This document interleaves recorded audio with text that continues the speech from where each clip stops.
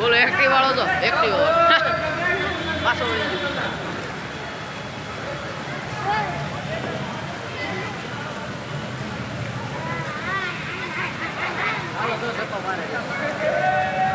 આમ જો હોળી બનાવી એમ તો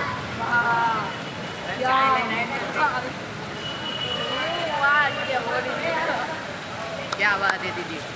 हाँ दीदी वाह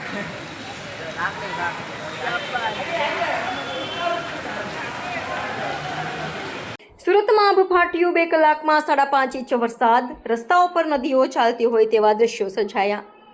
ગાડીઓ અડધી ડૂબી તમામ સ્કૂલમાં રજા સુરતીઓ ભયમાં હવામાન વિભાગની આગાહી મુજબ સુરત શહેરમાં ચોમાસાની ધમાકેદાર શરૂઆત થઈ છે ગઈકાલે રાત્રે પણ મુશળધાર વરસાદ ખાબક્યા બાદ આજે 23 જૂન વહેલી સવારથી જ મેઘરાજા મન મૂકીને વરસી રહ્યા છે શહેર અને જિલ્લામાં ધોધમાર વરસાદને કારણે નીચાણવાળા વિસ્તારોમાં પાણીમાં ગરકાવ થયા છે તો બીજી તરફ રસ્તાઓ પર પાણી ભરાતા જનજીવન પર તેની અસર સ્પષ્ટ દેખાઈ રહી છે પાર્ક કરેલા વાહનો પણ ડૂબી જતા લોકો ચિંતામાં મુકાયા છે આજ વહેલી સવારથી વરસી રહેલા અવિરત વરસાદને પગલે કલેક્ટરને સવારની પાળીના બાળકો ઝડપથી ઘરે પહોંચે અને બપોર પાળીના બાળકોને રજા આપવા માટે સૂચન કર્યું છે સવારે 8 થી 10 વાગ્યા સુધીમાં સુરત શહેરમાં 135 mm એટલે કે 5.5 ઇંચ વરસાદ ખાબક્યો છે સુરતના તમામ વિસ્તારોના રસ્તાઓ નદીઓ બની ગયા છે ઠેર ઠેર રસ્તાઓ બંધ થવાને કારણે ટ્રાફિક જામના દ્રશ્યો સર્જાયા છે હજુ પણ વરસાદ વરસી રહ્યો છે સુરતમાં 2 કલાકમાં 5.5 ઇંચ વરસાદ સુરતને મેઘરાજા ગમરોળતા 2 કલાકમાં 5 ઇંચથી વધુ વરસાદ ખાબક્યો છે સવારે 8 થી 10 વાગ્યા સુધીમાં ધોધમાર વરસાદ પડ્યો છે સુરત શહેરમાં 2 કલાકમાં 135 mm વરસાદ ખાબક્યો છે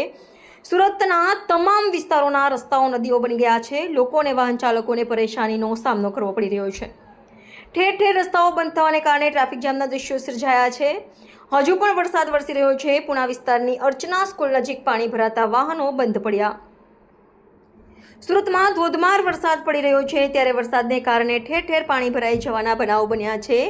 પુણા વિસ્તારની અર્ચના સ્કૂલ નજીક પાણી ભરાઈ ગયા છે પાણી ભરાતા વાહન ચાલકોને હાલાકી થઈ રહી છે